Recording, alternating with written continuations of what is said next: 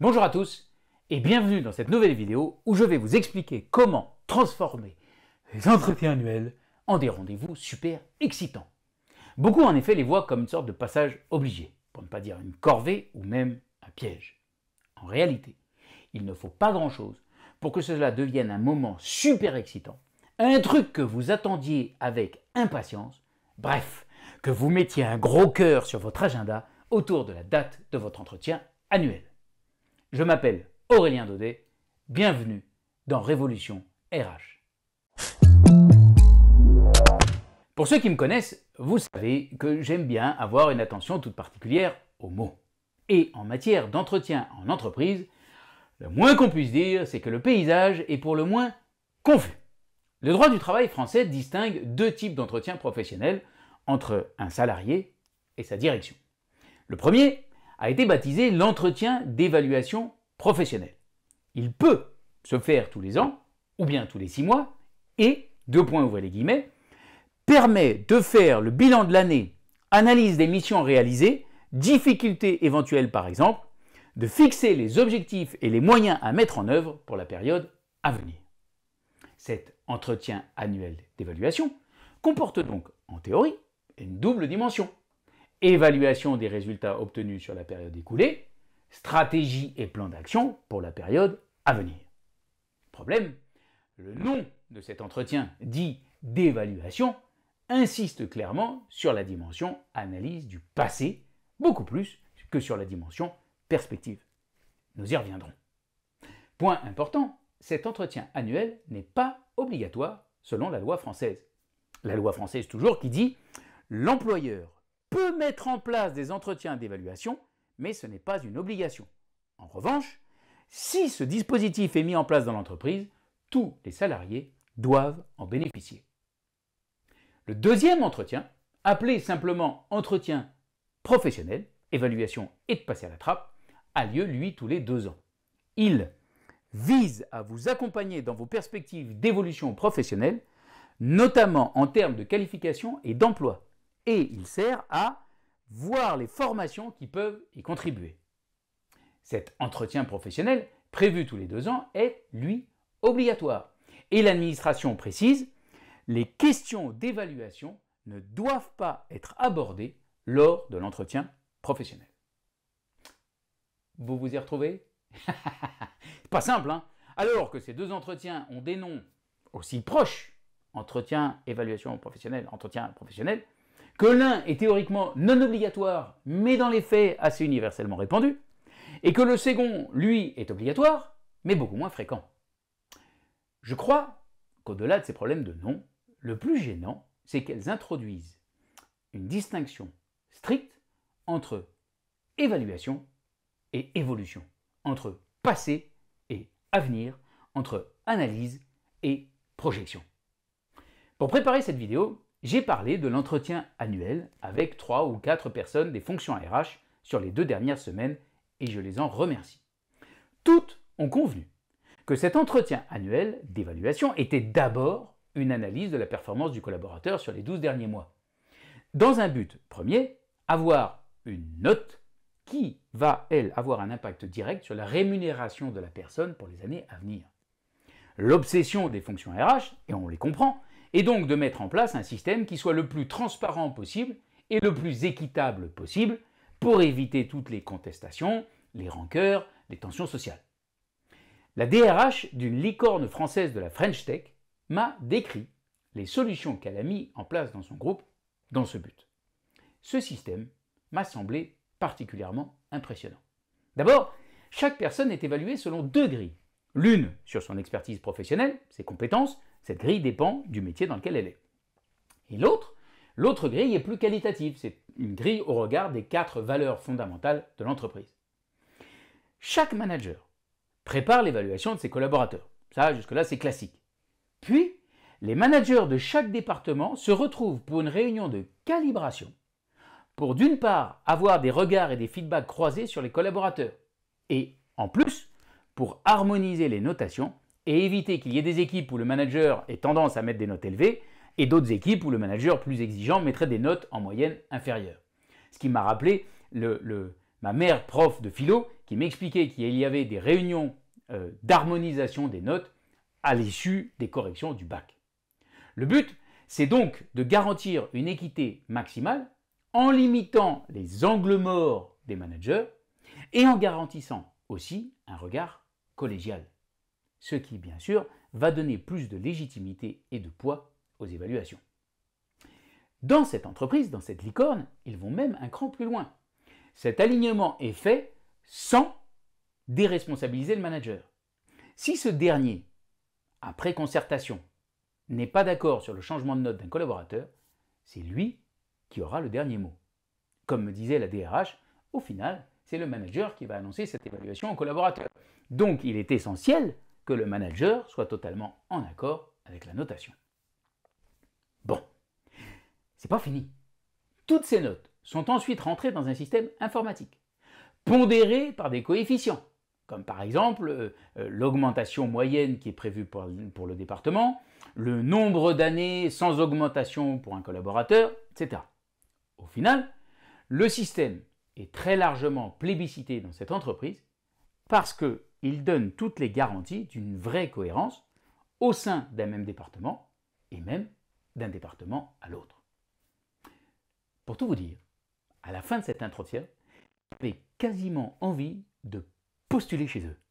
En même temps, mes seules expériences en entreprise, c'était Le Figaro entre 97 et 2000 où il n'y avait pas vraiment de RH et où les augmentations étaient clairement une boîte noire incompréhensible. Puis, j'ai un peu traîné dans une dot-com où les RH n'ont pas eu le temps d'être mis en place avant l'explosion en plein vol. Et enfin, j'ai été analyste encore plus brièvement dans une boîte de finance où les RH étaient un symbole. Mais depuis, dans mon métier de conseil et de formation, j'ai travaillé pour des dizaines d'entreprises depuis 22 ans. Et c'est la première fois que j'entendais quelque chose d'aussi carré, pensé, bien fichu. Bien sûr, si vous êtes en train de vous dire « Mais attends, chez nous c'est pareil », racontez-le moi dans les commentaires. La DRH que j'ai interviewée dans cette licorne de la French Tech a reconnu qu'il y avait quand même encore une faille. Ce système reste très concentré sur le passé. Et elle me disait justement que toute son ambition, c'était maintenant de construire un système d'objectifs par département et ensuite au niveau individuel pour introduire dans ce même entretien le fait de se projeter sur les mois à venir au lieu de ne parler que de ce qui s'était passé. Pour l'instant, comme dans plein d'autres entreprises, la dimension de projection est souvent envisagée dans un second temps, soit un mois plus tard, soit à mi-année, dans des entretiens où l'on revient sur la performance à date, c'est reparti, et où on commence quand même à parler d'évolution et de développement. Cette différence entre passé, présent, futur, entre évaluation, notation, rémunération, développement carrière, facilite certainement le travail des RH et des managers. Et en plus, la plupart des collaborateurs le réclament parce qu'ils en ont pris l'habitude. Et je crois parce que nous avons encore en France le syndrome de l'examen de fin d'année, avec la note qui dit « si nous avons été de bons élèves, si j'ai bien travaillé mes trèfles ». Mais je pense qu'il serait beaucoup plus efficace de lier les trois dimensions dans le même entretien et même de le faire dans tous les entretiens. Comment ça ? Eh bien, en mettant au centre non pas l'évaluation, mais la motivation.